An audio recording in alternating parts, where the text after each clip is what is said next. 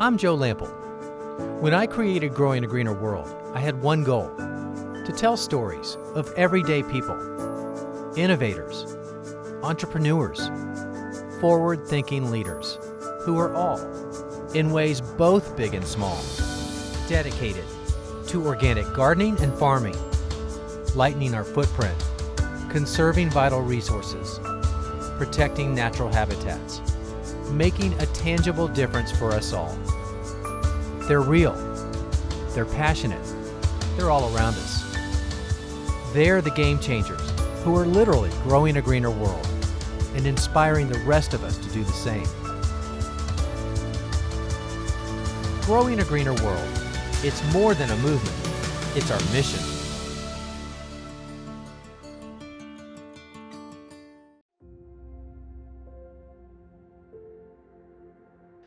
Sometimes you just get a feeling about a place, about a person. Sometimes you're just drawn in for reasons that aren't apparent at the time. Sometimes, even though you might not be able to put your finger on why, there's a part of you deep down that instinctively knows you've stumbled across something special. And that's what happened to me right here, just 2 miles down the road from my own house in the GGW Garden Farm, a spot I've driven by countless times. But it was this little sign stuck in the ground advertising a plant sale, something we've all seen before. But for whatever reason, this time, it struck me. So I turned in. I really wasn't looking to buy any more plants, and I certainly wasn't prepared for what I'd find when I met the couple who lives here.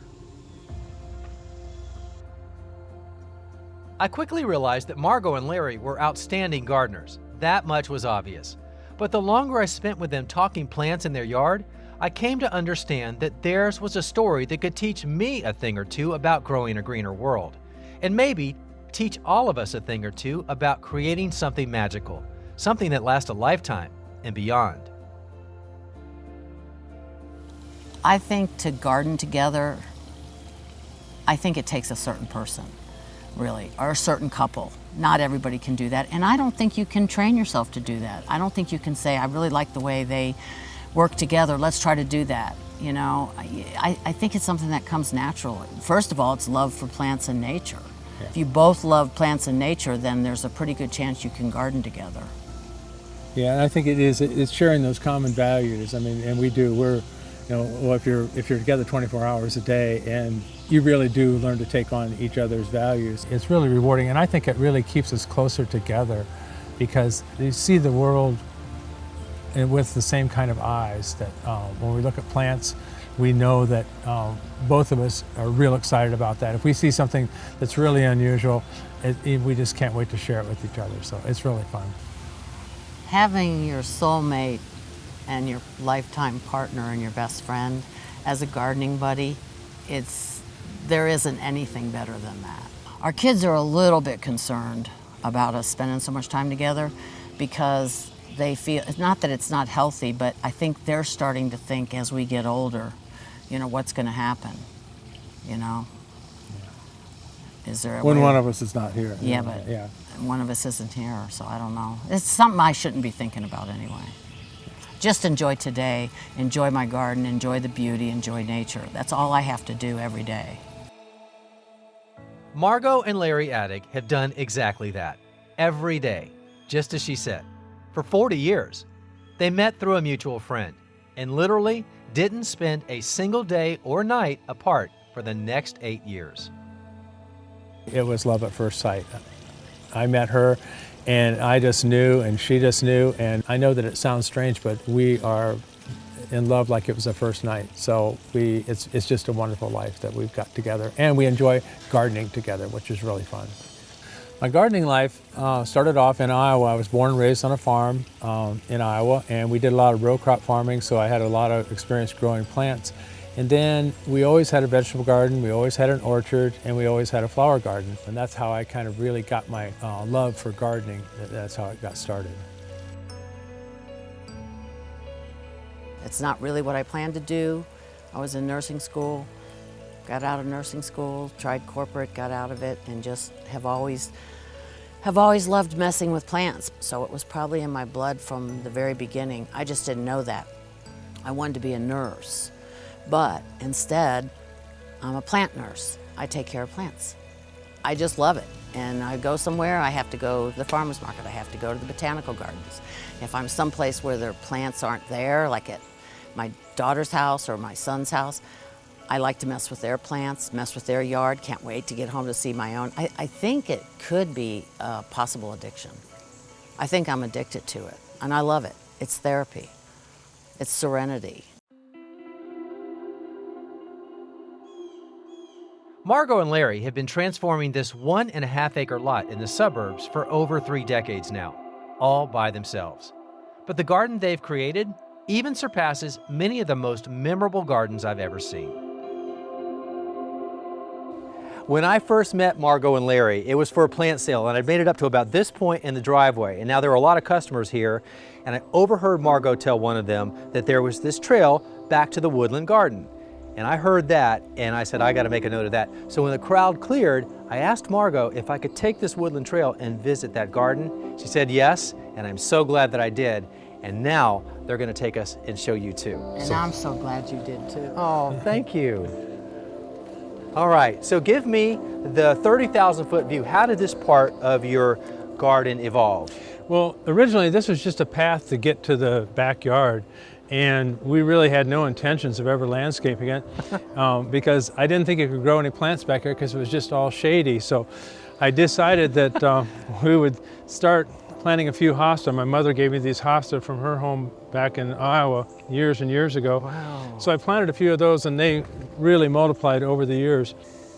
There's so many things that do grow in the shade. Beyond just the hostas, you've got already several varieties I've noticed of the fern, like the Japanese painted fern, Yes. one of my favorites. Yes, I love that, and it's a very, it spreads very nicely over the years. So we've had that for several years, and it spreads a lot. That's nice, a nice bonus. Yes. I'm not sure which side to look on because there's so much to see no matter where you go. Another one of my favorite ferns, this is Mariana maiden fern, right? Yes, Mariana maiden fern, and we refer to it as the downy fern because it's real soft and downy. It's really, really a beautiful fern, and it spreads really rapidly underground, a lot like the ostrich fern does. So it's a great fern. We love that, and we have plenty of them. And I love that it spreads really easily because I have my shovel in the car, so if you see me digging a few up, All right. don't worry. If you don't get enough, we'll have more for you in the spring. Deal. We'll be digging more of them. Perfect. I have to talk about this for a second. First of all, I love how many Japanese maples you have that I've seen so far, and I'm sure there's more. But what I love about this one, besides the fact that it's perfectly sited next to the pond, is the way that you've pruned it, because the experts say that the way that you prune a Japanese maple is so that a bird could fly straight through without ever having to think twice. And you have that. It's so open and airy. I didn't know that, but I do watch sometimes when the hawks fly through these trees. It amazes me that they can do that. But yeah, we've had this for about 25 years, and it's just kind of a natural thing for us. We kind of wanted to be able to see out, and so we just started pruning things off. But it turned out it does give a nice canopy for the pond too. It's so graceful. See, I just love the naturalness of this and how you left that stump right there. That's art. Yeah, that's God's work. Speaking of art, what is this right here? What's going on with that? This is a big white oak tree that fell in a storm about 2 years ago and pancaked about 4 other trees. Gosh. And after it was here, when they were cutting it up, the guy said, "Do you want me to cut the grind the stump up?" And I said, "Oh no, not at all. Let's leave it," because I was thinking that as the soil washed off, it'd give a kind of a spider web effect, and we're working on that, so it's getting there. And you've got the moss and the mycelium right here. You can't buy this kind of stuff. This is beautiful where it is. It's pretty cool, isn't it? Who would have thought to just leave that there and it becomes a focal point? Yes.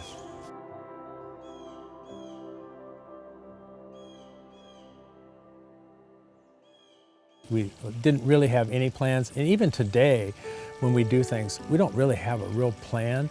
We'll walk outside one day and I'll see something and I'll go, you know what, I think we could do this. And so we will take a small area and work on that, and it evolves into something. So far it's done very well, but that's kind of what we do. We just do it piece by piece. We don't have a master plan that was a blueprint. We didn't have a landscape architect or anything. So everything has been It's just from the heart and what we like, and it turns out other people seem to like it too. So. And we could spend the whole day out here. We could spend the whole day out here. But there's a lot to do, but there's a lot of enjoyment too. You know, it's not just all work, and it's really important to enjoy your garden, enjoy what you're doing. Don't think of it as work. It's not work. You know, I feel very, very blessed. They say that if you take your bare feet and come out and put it on the grass or in the soil somewhere, that it'll immediately change your whole way of thinking. I don't usually have to do that, I just come out here. After 74 years of working in the garden, I'm at the stage in my life now where I feel like all I really want to do is share. And I want to share not only the fruits of my labor, but I want to share my knowledge to help other people know about gardening.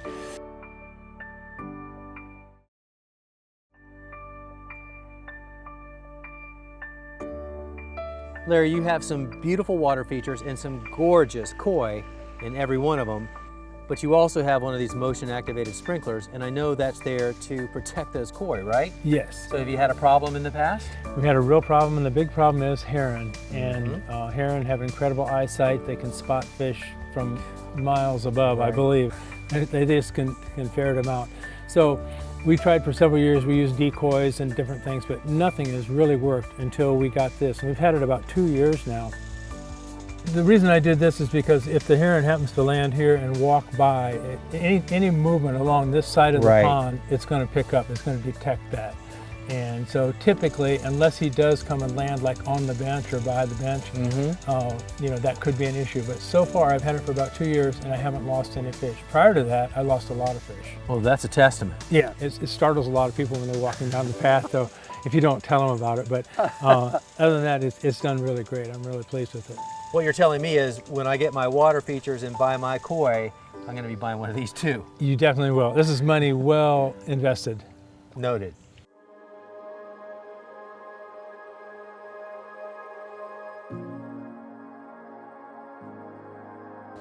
You know, Margo, after I had a chance to tour your garden and see your home, I kept wondering why I felt so connected and at peace walking all around here and sitting inside. And I realized it was because I feel like nature is everywhere on your property, like with these pieces here. And then I realized that you are the one responsible for making these. Well, it starts by gathering some medium to work with. It's different kinds of barks, sticks, different sizes, different pieces, but I just pick up a lot of different things because I don't know exactly where it's going to lead when I start. Right.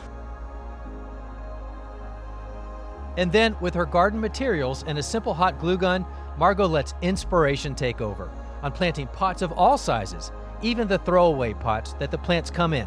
Picture frames, decorative containers, sometimes larger tabletop items she finds at garage sales or the thrift store. Margo sells her creations at local markets and their own plant sales. Every piece, a stunning study in nature and a one-of-a-kind work of art. Anything goes. Yeah, they kind of all take on a different effect, and there's no way that I can make two the same. I've tried. I can't. They'll say, can you make me matching vases? I just can't do it. But that's what makes it special. Yeah, I can't do it. What a great way, though, to for anybody that wants to bring a little nature inside their house. What a beautiful way to do that, and an easy thing to do if they wanted to do it themselves. Yes, it's fun. It's fun collecting it. It's just as much fun collecting it as it is to design it. But Margo and Larry's collecting also includes some pretty surprising plant specimens. I love this room. It would be my happy place. But it's definitely a testament to your ability to take care of plants because, again, every plant in here is in perfect condition. This right here, a Norfolk Island pine, right? Yes. I'd say that's 15 feet tall. Yes. And I've had it for 35 years. I got it when it was 18 inches tall. It was my dad's Christmas tree, and he gave it to me to take care of, and he never took it back. And I've just raised it. I've repotted it several times. I fertilize it a couple times a year, and he just stays inside now all the time in here, and he's very happy. This is living proof to your ability and your knack for taking care of plants. This tree is showing you how good you are at that. It's my passion. Yeah, well, it shows.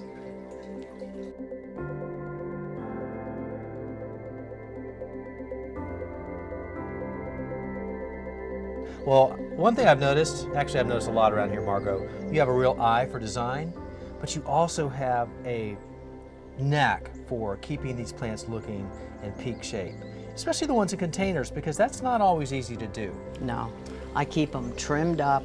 I keep the dead off of them. I make sure that they have the right exposure. I also make sure they have the right watering needs. That's the big one, right? The big one. And you're supposed to keep your plants evenly moist. Well, how many people can keep their plants evenly moist with a watering can? Right.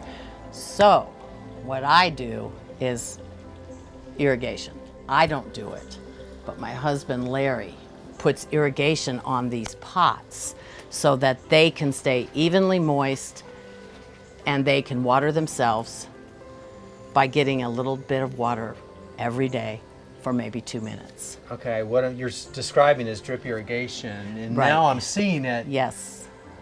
Okay, I didn't even notice it, Yeah, I know. but okay, you got the, the spaghetti tubing, as I call Yes, it, coming down. yes. But it's all woven into the Yes. basket. He's got it going That slick all the guy. way over He and painted down. He painted it and he kept it so that it wasn't noticeable. And obviously, It's not. most people do not see it. And he's got it woven into the hanger, and it's painted up there. That is slick. And he's got it on a swivel. He sure does. And that's good because you can move it around for exposure. Right. He has Larry. it on for 2 minutes every day. And that's the key. And that's the key. I got to talk to Larry. Nice.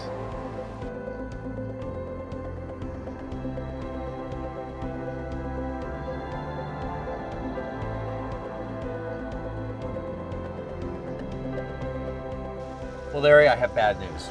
Margo let the cat out of the bag as to your secret for keeping those hanging baskets looking so good and yet hidden all the time. That stealth way you have of irrigating those with drip irrigation.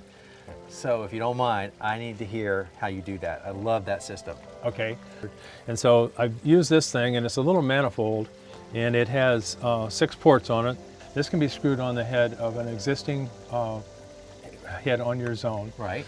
Or you can tap into the line and run if it's not convenient, run Yeah. it to where you want it to be and put this on also. As long as it stays on that zone so that it's controlled by the zone. Got it. And then we run a little 1/4-inch line up to and underneath the porch. Usually what I do is run it underneath the porch so that it goes up through the cracks, or it goes on one of the posts and it goes across the ceiling and drops down into the hanging basket. There's elbows, there's tees, there's connectors, so that you can splice these off. So like if you run one line up and you've got 2 pots that are real close together, you can just put a tee in there and run 2 lines. And then we connect it to the little spray heads. These spray heads have a pattern of about 4 inches. And you can control it by either opening or closing it, how much spray you want to have. Now, for the people that don't have an in-ground irrigation system, it's still no problem. These are so easy to configure. You can just tap into your spigot or your hose or something on the side of the house and do the same thing. Right, and you can take a hose, and at the end of the hose, you'll get in a little adapter like this. All this stuff can be bought like at the big box stores. Right. You put this little adapter on there, and then you do the same thing. Run your line up, run your spray heads. But also the thing that's really great about that, you can buy little timers, and they're not very expensive. And they'll come on every day. I think the minimum you can do is like 5 minutes, but that's no big deal, because Yeah. if it overwaters them, it's no big deal, they're gonna drain. Right. And so that's the thing that I found that works really good. So those are pretty handy ways to do it. I like it. Great tip.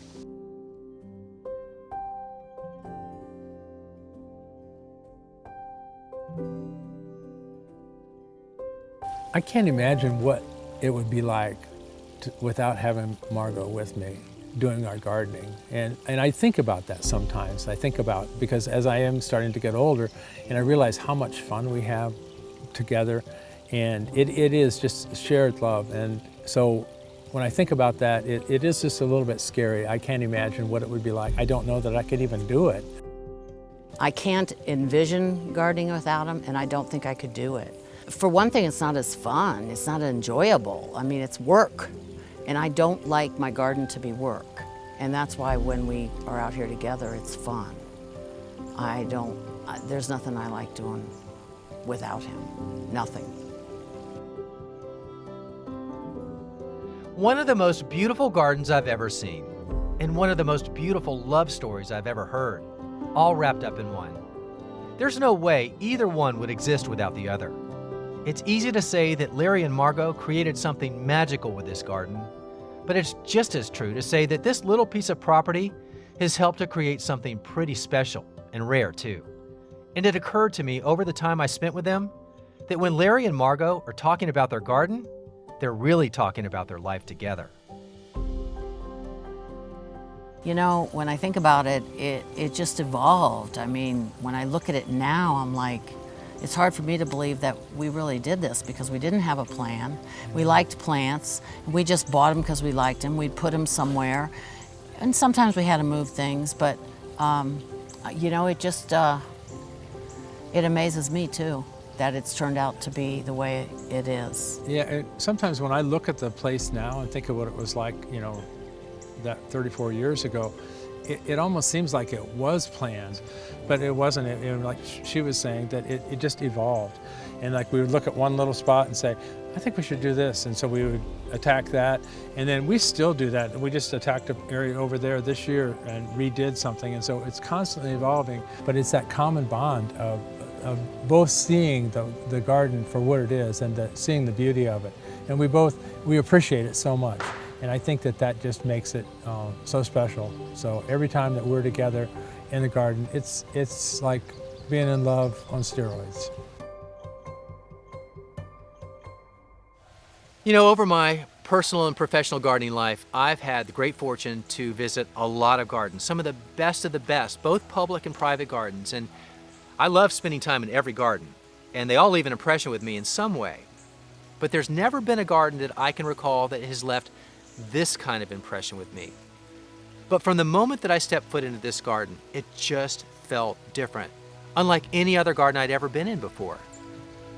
So in the days and the weeks that followed, I just kept asking myself, why was it that this garden felt so different and so right and so good? And I think I came down with two main things. And the first is that it is just a suburban garden with no big budget or crew to make it look this way. And the second thing, I think, is the winning combination and the secret formula. Two people that love each other so much. They're soulmates and they're life partners, and they share a passion for gardening. And more than anything else, than spending time together anywhere, spending it together in the garden, cultivating this magical place. That's what they love to do the most, and it shows.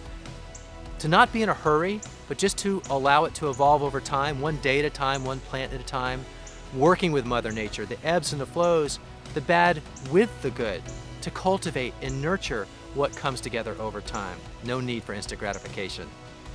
That's special. And when you have that one person, that life partner and that soulmate that shares your passion for gardening, to do that together with, to create a place like this, that's garden paradise. And that's what Margo and Larry's place is, and why it feels so special.